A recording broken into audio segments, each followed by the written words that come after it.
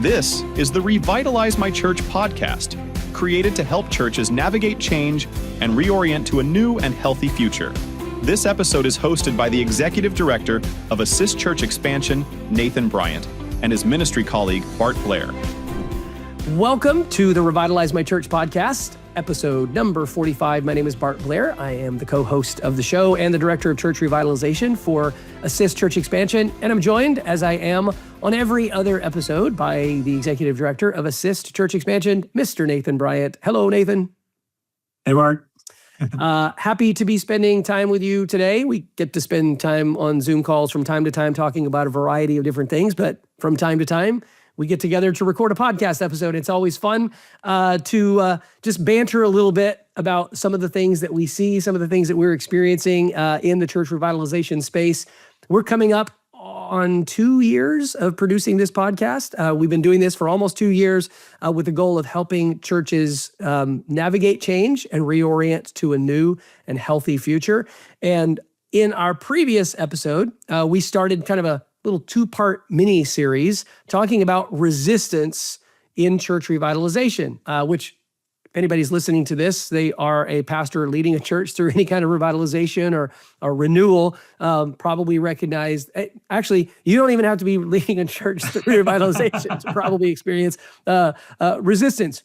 Resistance is pretty common. And we're talking about 6 keys to handling resistance in church revitalization. In our previous episode, we kind of set the table for the conversation when you might face resistance, the fact that it is common. We just wanted to sort of establish that. And then we hit our first 2 points on resistance or how to handle it. The first one was don't personalize it, contextualize it. I'm not going to deep dive on this, but I think it is really important. I think it's Mark Clifton that said, pastors need to be soft-hearted but thick-skinned.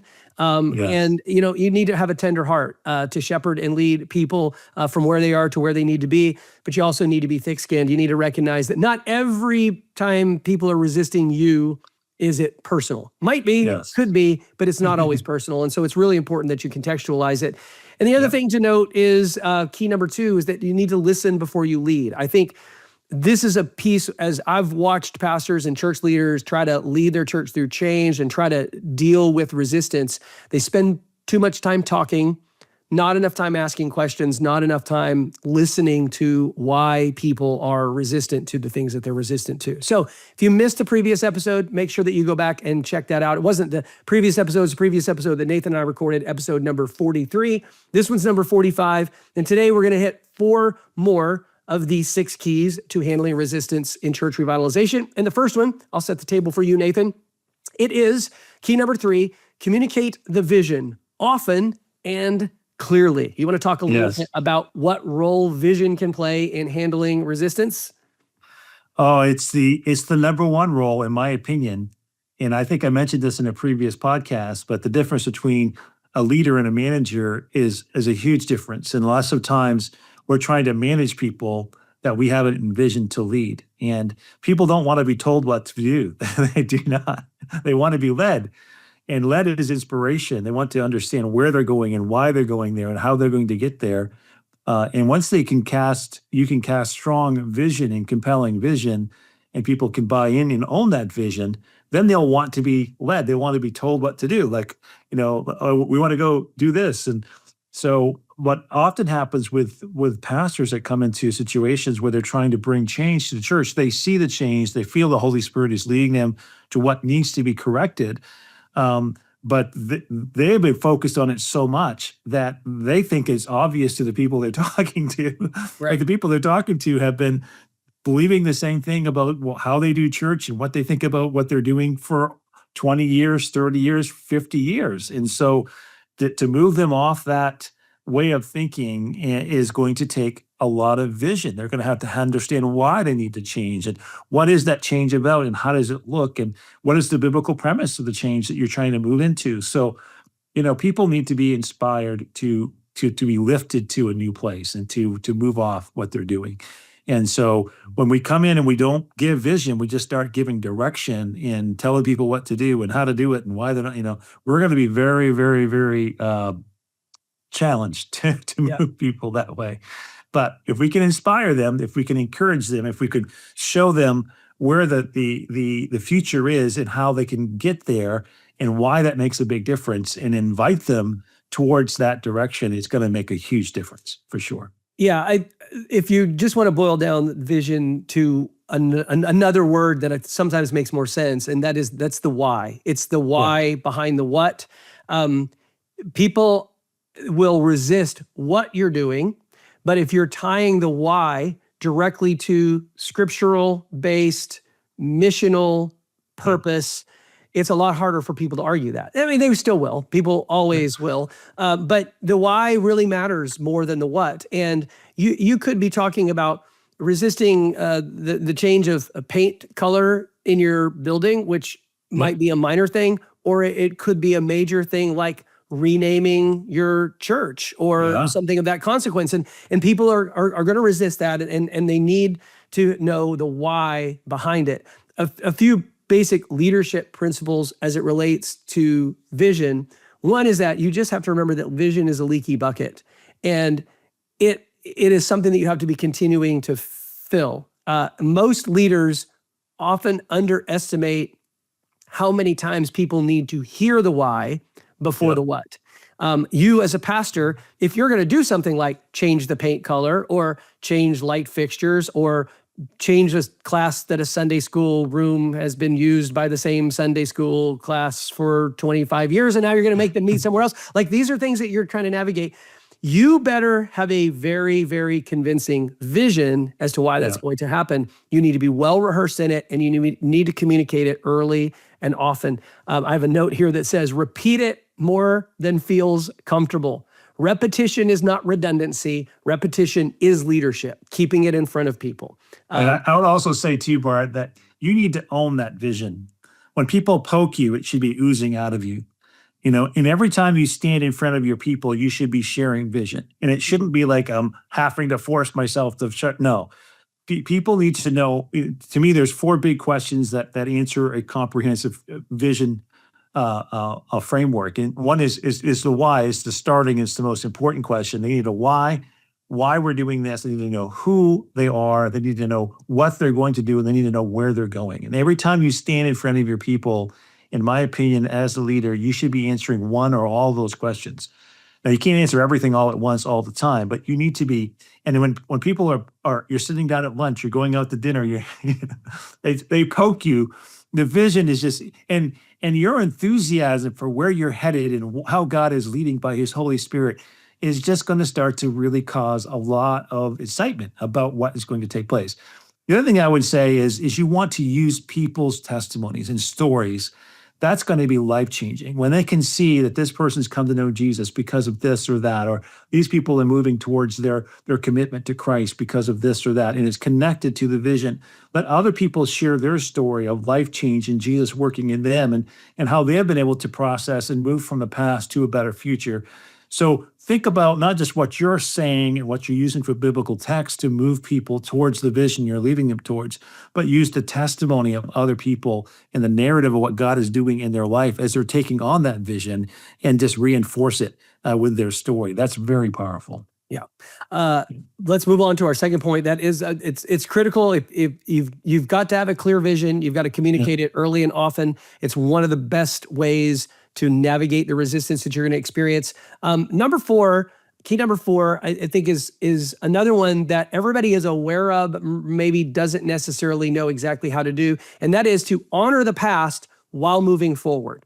Yes. The resistance that you're going to experience is most likely related to something that has some sort of historic significance or importance to people. You're moving away from something towards something else. You're changing something that has always been done a certain way, and now you're trying to change that. So, Nathan, what are some tips that you would give on how a pastor can honor the past while not worshiping the past and moving forward? I think the first thing is just acknowledging it. Like, oftentimes the new guy is so focused on the future, he doesn't acknowledge the past. And so that brings a lot of resentment to the people that are in the room. So I would find ways to celebrate the markers that have happened. If you're there and it's the 25th anniversary of the church, or it's the 50th anniversary, just to celebrate it and bring up some of the old folks, the old ideas and some of the old programs that were there, and show some old pictures, and you just celebrate what God has done, because you're allowed to be in this place at this time because of what was past. So the more you can celebrate the past and to give it credence, acknowledgement, and also I would say the other piece is allow people to grieve, because you're going to change programs, you're going to change style, you're going to change the name, you're going to change who knows what you're going to change. Well, let people grieve. Good grief, Charlie Brown. Yeah. Let people grieve a little and know that they're going to, and it's totally okay. They're losing something that they had, and you're going to ask them to give that up. And so allow them to have a moment, right? to grieve and to acknowledge their grief and acknowledge their pain, and tell them, hey, I know this is going to be hard. I know that this is a sacrifice for you guys to make this choice and to move off this. And I want to celebrate that, but I also want to recognize it and acknowledge it. So to dismiss people's feelings and to not acknowledge their past, and like, these things are not helpful. Like, we're here today because of what's happened, and that's actually positioned us to be able to do what God has for our future. So we're going to move towards the future with great haste and great strength and great commitment, but we're able to do it because we're standing on what has come before us. So that's really a big idea to keep celebrating as you journey. A couple of things there. You're talking about grief. For those of you who might be new to our podcast, the episode that we just released right before this one, I just interviewed a pastor and author named Larry Davis on the topic of his book, Grieving the Loss of the Church You Love. So if you haven't listened to that episode, he does a great job of kind of walking us through the stages of grief that Kubler-Ross established for anyone who's grieving anything, and how that actually plays out into our loss in church, and how people in your church may actually be grieving and you haven't recognized their grief. So check out that previous episode. We'll link to that in the show notes. I think one of the things that I think is often when we talk about the past and honoring it, most of the time, the recent past in a church revitalization situation, church turnaround situation, the recent past has probably been challenged, which is why it can feel difficult to honor the recent past, because the recent past, whether the recent past is the last 5 years or the last 15 years or the last 25 years, as the church has been stagnant or in decline, is to naturally think there was something wrong with it, which is why the church is where it is. And, sometimes that may be the case, but I'll share this. I remember a number of years ago, one of the churches that we were partnering with was going through their relaunch Sunday, and I was there on that relaunch Sunday. And the pastor that was leading that church through revitalization preached a vision message on that relaunch Sunday. And in that sermon, to the best of my understanding, he actually spoke about every one of the previous pastors in that church, said beautiful things about each one of them, including the guy that he succeeded who had not left on great terms. And, I thought it was such a classy move. It was such an honorable thing to say, we are here today because of what these men in the past have done, the good, the bad, and maybe sometimes the challenged, but God has a new and fruitful future for us, and we're going to build on what he's done here. And I think, one of the things that guys fail to do is they fail to learn enough about the history of the church that they're in. Yep. They think they're too forward focused and not historically focused enough. Yep. And if you want to win the hearts of the people who've called you to be their pastor, and you want them to trust you moving forward, they need to know that you know their story, they know the church's story, and that you love the history of the church as much as they do. You need to become a historian for the church. I tell guys that I'm coaching, when they first get to a church, I'd love for you to find maybe it's 30 years, maybe it's 300 years of meeting minutes from the board meetings. I want you to read through those. And I want you to know the history of the church. I want you to know the highs and the lows. I want you to know when the church was having its heyday and when it was doing well and when lost people were getting saved and when significant things were happening. And then I want you to try to use some of those stories in your sermon illustrations. Because if you can do that, the people that you're leading will trust you so much more, because they know that you value the history as much as you value where you're trying to lead the church. 100%. 100%. Yeah. Honor the past. while moving. The other thing I would say in connection to that and vision is if you can get some of the key older folks in the church to buy your vision and then let them share with the congregation how they're taking on the new vision that you're doing, you're leveraging all their influence towards the future and allowing them to be honored while you do it. So it's something to consider as you think about that. Yeah, one last point on that, and that is, I think, as part of this whole package, is that you have to remind people that you're changing form or changing format, but you're not necessarily changing values. But you can't honestly say that unless you've actually looked back at the history of the church and you really know and understand what the church has valued. So, we need to marry the mission, not be married to the methodology. And that's something that we as pastors, as church leaders, we need to own ourselves, and we need to help our people see. We can't marry ourselves to the method, but we want to be married to the mission. But you can't champion a set of values if you haven't actually done the work to investigate and to see and to know what the community has valued historically so that you can carry that forward. So we need to keep moving here. All right, you ready? Yeah. Key number 5, know when to push and when to pause. Pace and timing are really critical here. Why don't you speak to that, Nathan?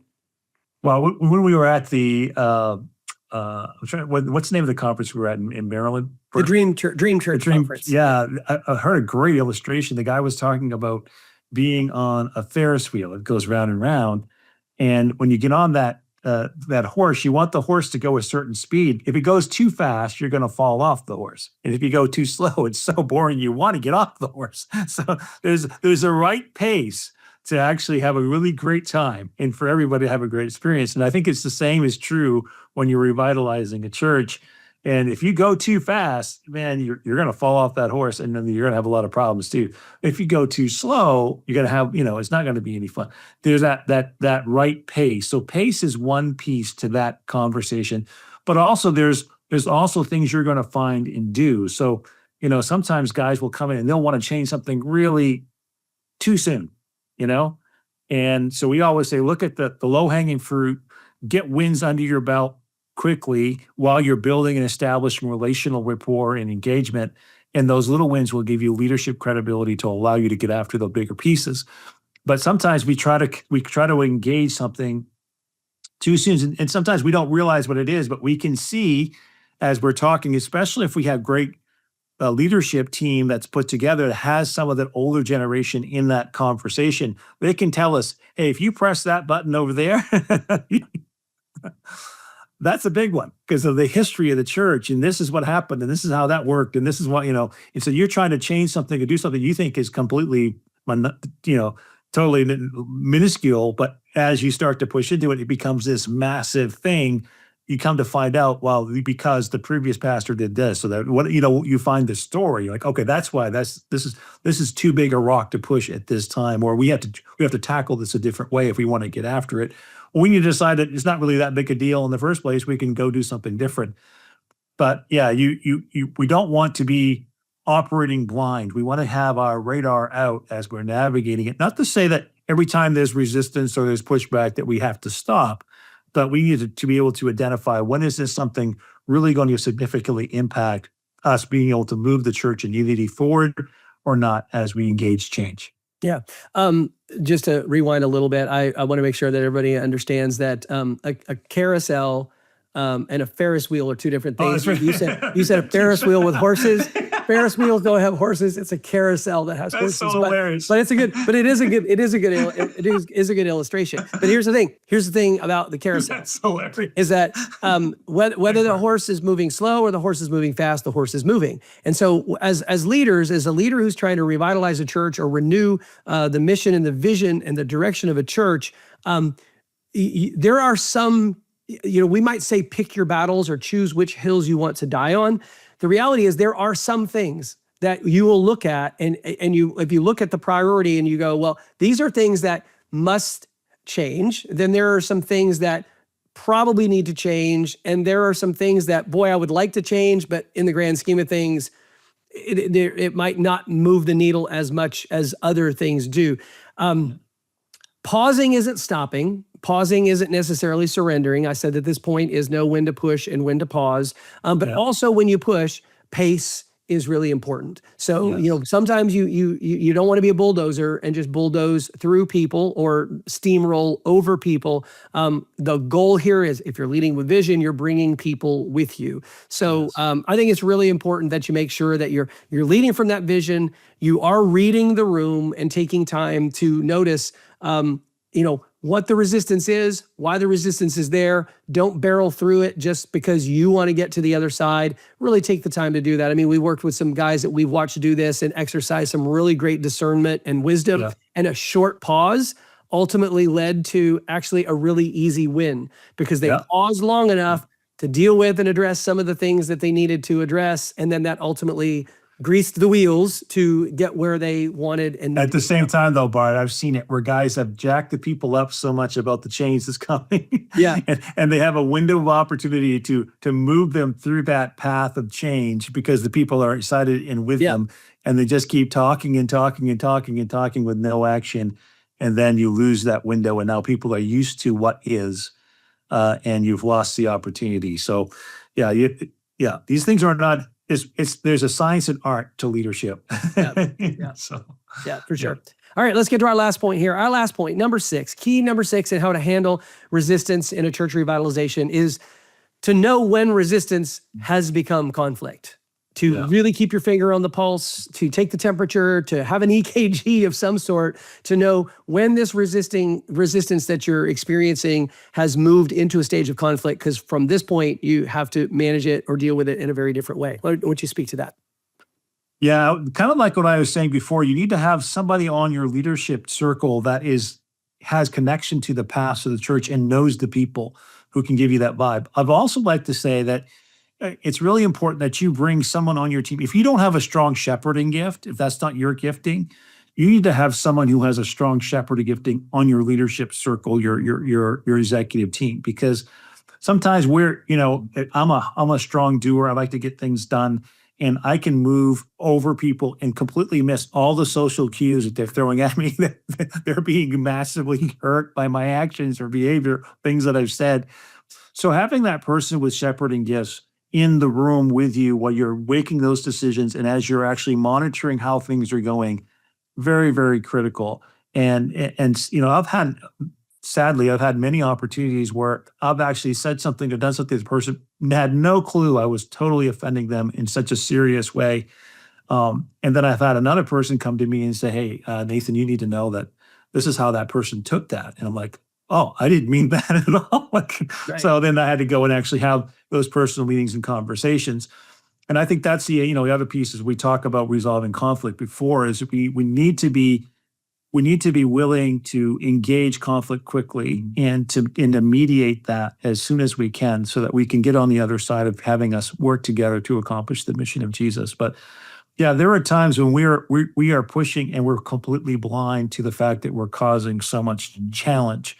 But it's important to me to have a shepherding person on your team and to have someone from the past who knows all the players in the room who you can be bouncing things off from and getting the perspective of how it's going. So as you're navigating and pushing forward, you can getting some meter reading back to you from people who have a different perspective who can help you navigate that. Really important.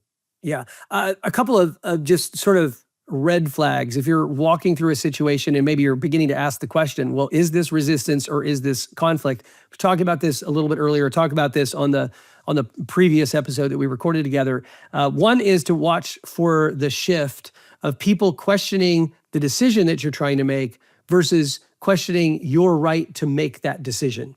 So if you're the pastor, if you're the leader, if you're called to lead the church and you have a person or people in the church that are not just saying, why that paint color, but they're saying, how dare you don't have the right to change the paint color. You've got a different problem at hand. And so it needs to be dealt with differently. The other thing to really look for is when a person or a group begin to organize others in the church around the particular problem. If this resistance begins to go out instead of up, then you've probably moved from resistance to conflict. And this happens very quickly. It happens very quickly in a small church where it takes only a couple of phone calls and all of a sudden you've got a faction working against you Now what you've done is you've probably moved from a place of resistance to a place of conflict. And so you're going to need to then go back to our episodes 39 and 41 and walk through how you're going to deal with conflict and the principles that apply there, because it is really different. And at this point, when you're dealing with conflict in the church, it's the absolute opposite of what Jesus has expected for his church. He's looking for unity amongst the brothers, unity amongst the believers. And when you have disunity in the church, it results in a different set of actions, usually a different set of outcomes, which can sometimes be a gracious parting of the ways, whether that's people in the church leaving or being asked to leave, or you, the pastor, having to leave, which is not what we want. It's not what anybody wants. What we really want is a healthy, disciple-making, fruitful church. But and for us to do it together, right? And we want to do it together, right? Exactly. We want to do it together. Any parting thoughts on this particular topic? We're gonna leave the topic of resistance and move on to something else in our next episode, Nathan. Yeah. Any parting shots here? I would come back to the issue of being too sensitive. Sometimes we let the squeaky wheel control the direction and future of the church. And although we should be sensitive and we should have the right kinds of people around us with the counsel to make sure that we're not really offending people and not, causing too much challenge. But at the same time, just because one or two people in the church don't want the change that's coming doesn't mean that the change that's coming isn't what Jesus wants. And so I need to navigate people with love and grace and respect and kindness, and we need to be giving vision and all those things. But at the end of the day, we need to see the church move where God wants it to move. And so as you balance those things out and you do it with grace and love, don't be overly sensitive. There will always be people who won't like what you're doing. It's just the way, sadly, that it is. It doesn't give you the right to plow over them and to be mean and to be a jerk. I'm not saying that. We need to be kind and gracious, but it shouldn't also keep you from moving forward. Don't let one or two people keep the church from being what Jesus wants it to be. At the same time, be gracious and kind and invite people towards the vision God's calling you to do together. David Watson, the guy that I'm planting the church with here in the Dallas area, we had a conversation recently. We did an event in our community with which we didn't face internal resistance. We faced resistance from people in the community. And one of the things that I said to David, because he was feeling pretty emotional about it, and rightly so, a lot of it was directed to him personally.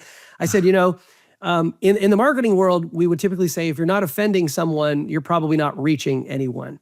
Yeah. And I would kind of look at this in this situation and say, if you're leading a church through a revitalization or through a renewal, and you're not facing some kind of internal resistance, you might not actually be pulling the right levers and moving the church in the right direction, because it's almost impossible to move a church from where it is to where it needs to be, no matter how healthy it is, without some level of resistance. So our goal here is not to eliminate resistance. Our goal is not here to say, don't do anything that causes resistance, but it's really to shepherd people through the change and towards the new vision that God has for your church. And so that's my parting shot there.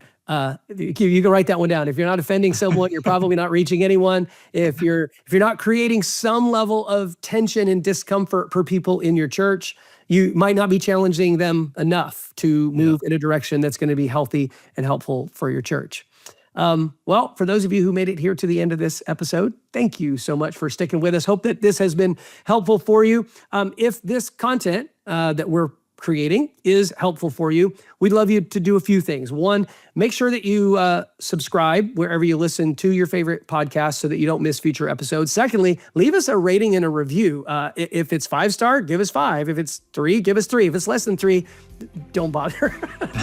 We don't want 1-star and 2-star reviews, but we'll take your reviews, and you can leave a rating, leave a review, and let us know that this has been helpful. And please be sure to share our podcast with others that you know in ministry who might be able to benefit from this. Nathan, thanks for hanging out with me today. Great to be with you, Bart.